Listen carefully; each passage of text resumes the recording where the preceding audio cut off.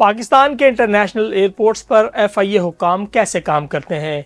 Immigration का क्या process होता है और बैरून ममालिक सफ़र करने वाले मुसाफिरों को किन एहतियाती तदाबीर को अपनाने की ज़रूरत है कि वो ऑफलोड जैसी मुश्किल से बच सकें। ये तमाम तर सूरत हाल जानेंगे। हमारे साथ मौजूद हैं additional director Jinnah international airport immigration department doctor Malaika. उनसे बात करेंगे और जानने की कोशिश करेंगे कि किस तरीके से पाकिस्तान के इंटरनेशनल एयरपोर्ट्स पर बैरून ममालिक सफ़र करने वाले मुसाफिरों के लिए सहूलियात फराहम की जाती हैं।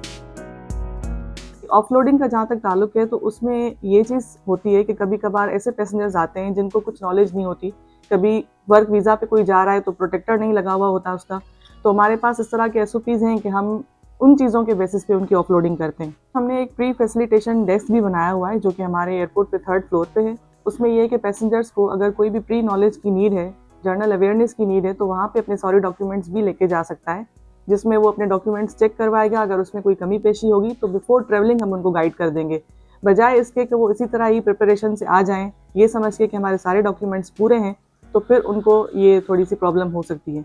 जिसमें फॉर सपोज अगर एक पैसेंजर है जो कि ट्रैवल कर रहा है किसी वर्क वीज़ा पे, किसी कंपनी में उसको जॉब मिली है, तो उसके पास वो एक एग्रीमेंट होना चाहिए जिस कंपनी के साथ उसने बॉन्ड किया है या जिस कंपनी में उसको जॉब करनी है, तो उसका वो एग्रीमेंट होना चाहिए। उसके साथ साथ वर्क वीज़ा पे है तो वर्क वीज़ा का उसके पास प्रोटेक्टर होना चाहिए और उसके पास वो ईमेल भी होनी चाहिए जहाँ से उसको ईमेल आई हो उस फॉरेन की यूनिवर्सिटी से या किसी भी कंपनी से कि भाई आप यहाँ पे आके जॉब करेंगे। और उसके अलावा जब इनिशियली वो बंदा जाता है तो उसकी वहाँ पे अरेंजमेंट क्या है रहने की, क्या आया उस कंपनी ने उनके लिए कुछ अरेंजमेंट्स किए हैं, तो इस तरह की चीज़ें अगर होंगी तो वो अगर वो ऑफिसर को दिखा देंगे तो फिर उनका ऑफलोड का कोई रीज़न नहीं बनता।